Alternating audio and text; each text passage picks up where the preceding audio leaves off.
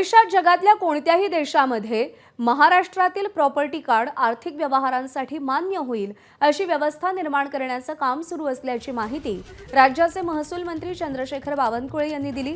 Land टायटलिंग act लागू करणारं महाराष्ट्र हे पहिलं राज्य ठरेल। येत्या जुलै महिन्यात राज्यामध्ये लँड टायटलिंग ऍक्ट लागू करण्यात येणार आहे। या कायद्यामुळे राज्यातील 14 कोटी जनतेच्या मालमत्तेला अधिकृत आणि निश्चित ओळख मिळणार आहे। इतर देशात इन्व्हेस्टमेंट येताना जोपर्यंत निश्चित लँड टायटलिंग होत नाही तोपर्यंत इन्व्हेस्टमेंट वाढत नाही।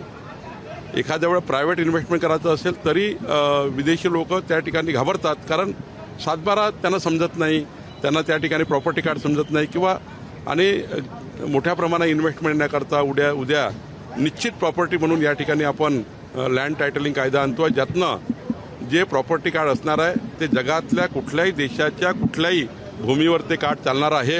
आपल्या प्रॉपर्टीला खऱ्या अर्थाने एक कॅश सारखं एक स्वरूप येणार आहे।